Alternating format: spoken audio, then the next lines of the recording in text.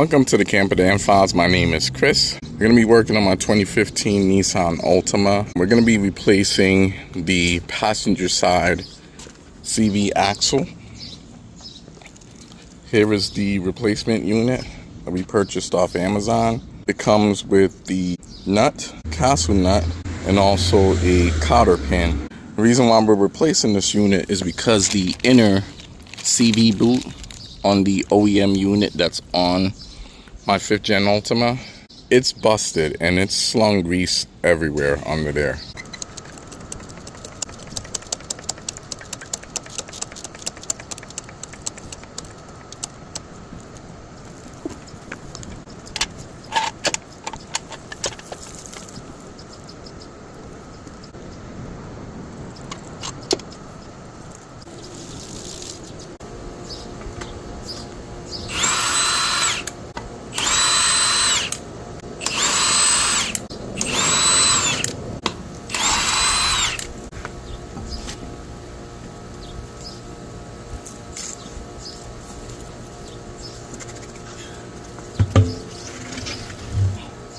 So here's a better look at what I was talking about, guys. This CV boot right here, on the outer side of that boot, it's torn. You can see all the grease has been slinging everywhere.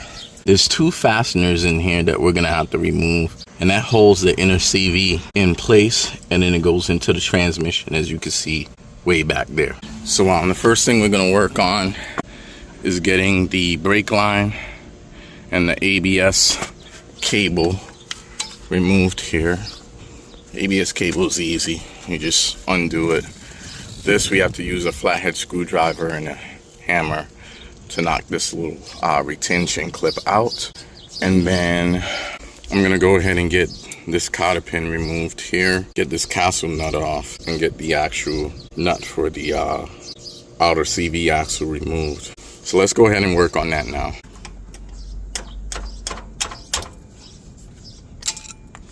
Alright, there's our cotter pin. Here's our castle nut. Now, we can go ahead and get after our axle nut. We had to go to 2 Harbor Freight stores just to locate this guy. This is a 32mm 1/2 inch impact socket, specifically made to remove the nut that secures the CV axle. My Milwaukee impact puts out a maximum of 450 foot-pounds of torque, which should be more than enough to bust this thing loose. And we were only on power setting number 3. I think I want to reuse this nut, and I'll show you guys why here in a minute. I'm very particular about using quality parts. This is the aftermarket nut. It's the same size, but this looks like a soft aluminum nut versus this one looks more robust. It's the OEM, and of course it's the best one. So I think I'm gonna go back in with this guy. The next and most trickiest part is going to be to get after these 2 fasteners down here.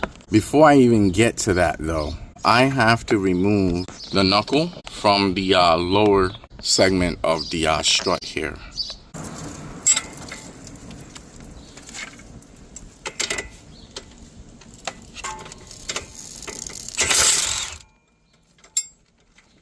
Do our lower. Sweet. So far everything's going our way.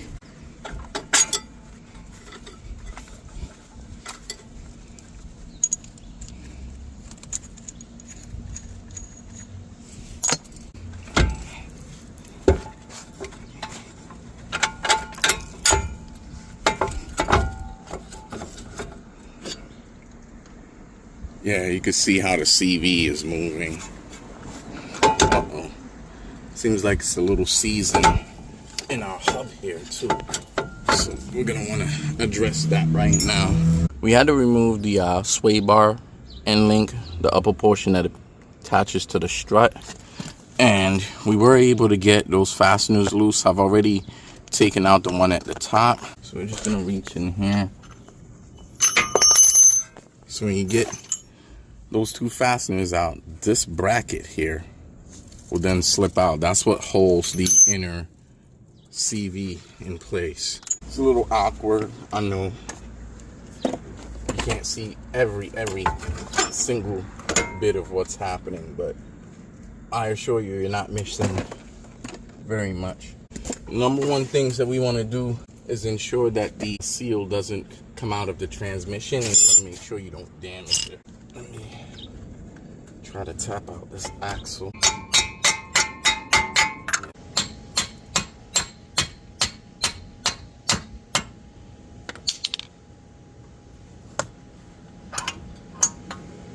All right, and then we're just gonna take our time and try to fish this guy out of here.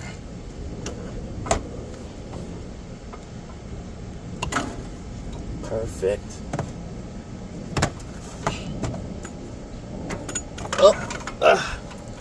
The good news is we got our axle out and we didn't lose any transmission fluid. All right, so here's our new axle and cotter pin along with the castle nut. And just take a closer look at this boot here. Look at how juicy that is. We made sure that we got a replacement axle with this insulator here. This is to help to minimize or prevent vibration. Again, everything's exactly the same. Another good thing is we didn't lose any transmission fluid. Now we're just gonna take our time and gently and carefully fish this guy back into its home. This is where you're gonna wanna be really careful. You wanna make sure that you get this seated into the transmission without messing up the seal.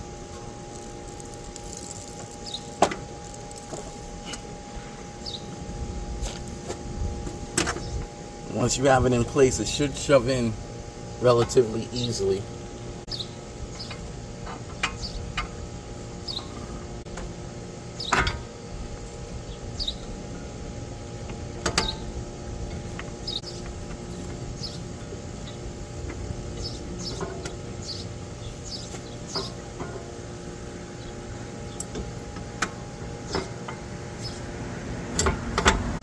Alright, so we're going to put one of the bolts and nuts in place for the strut here. That way we don't have the axle trying to come back out of the transmission.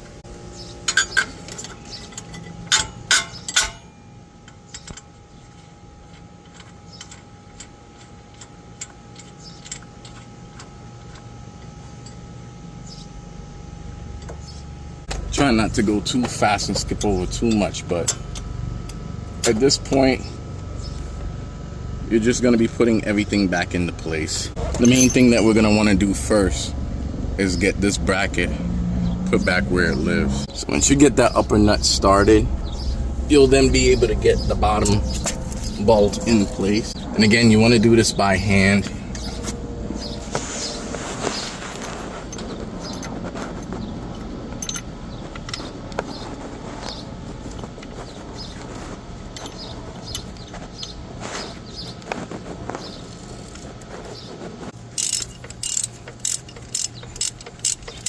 Okay, so we now have those two fasteners secured for the support bracket for the inner CV boot.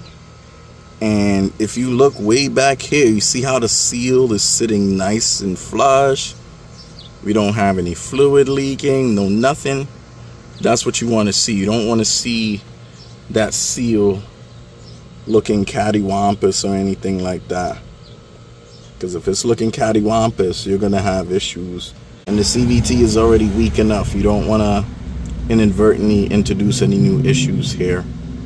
So I'll give the difficulty on this repair, I'll give it a 5 for difficulty. It's not that bad. It'll be 1000% easier if you had the vehicle on a lift, but you can definitely do it on the ground. So now what we're going to do is get the nuts and bolts here for the knuckle and strut assembly resecured. Go ahead and resecure our brake line, and then from there we're going to work on our axle nut.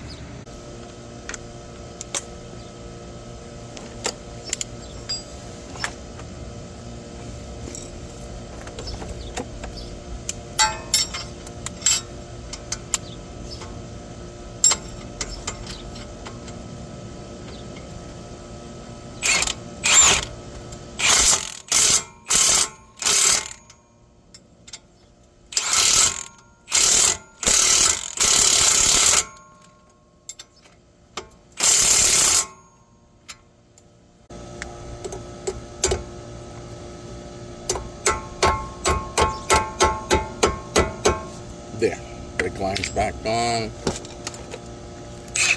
I'm gonna try and look on Google and see if I can find an actual torque spec for this axle nut, but I'm just gonna tighten it with my impact for now.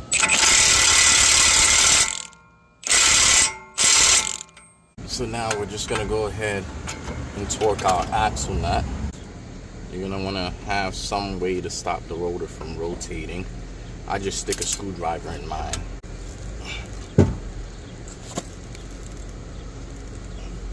And this is gonna be 135 foot-pounds. There. Now it's time to put on our castle nut. I'm gonna put it on in a way to where it'll line up perfectly with the hole. As you can see, it's perfectly lined up. I'm gonna go ahead and insert our cotter pin. It'll come up like so. We just wanted to do that to get it started.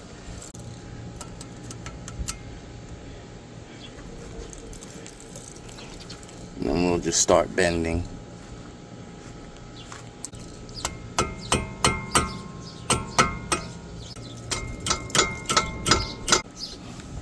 Later on down the road, we'll try and get that oily mess cleaned up.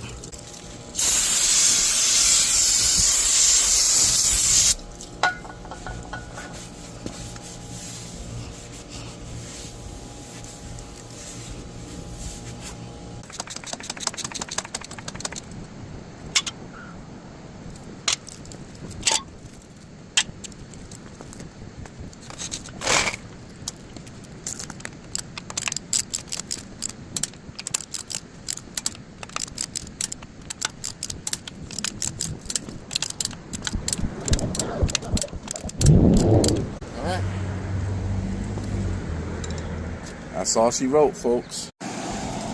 So all that's left to do now is to test drive this thing.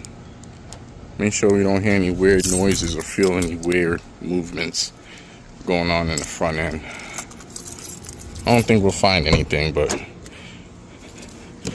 you just want to go ahead and test things out and cover your bases just to make sure. Alright, so we just left my house and we're just rolling here, feeling things out. Feels good.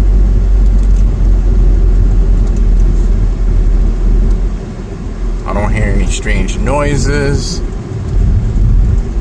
but we won't know for sure until we take this thing on the highway. But first impressions, so far so good.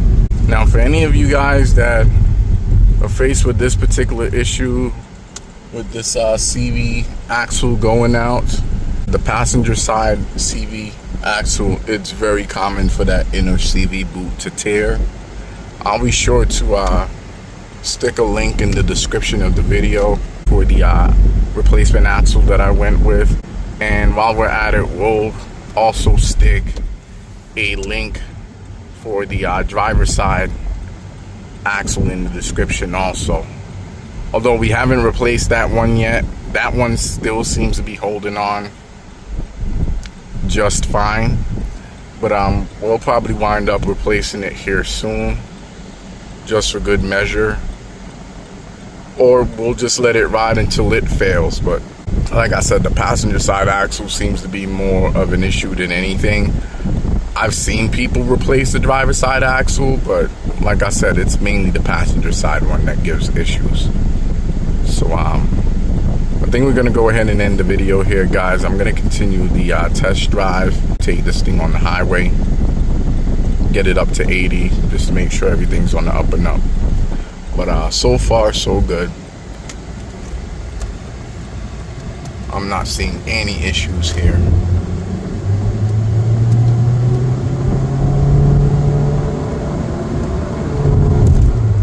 Got her up to 50. I don't hear or feel anything. Alright guys, so that's going to do it for today's video. Thanks again for stopping by the Camper Dan Files. Once again, my name is Chris. If you've enjoyed today's video, go ahead and give it a like. And while you're at it, don't forget to share, comment, and subscribe.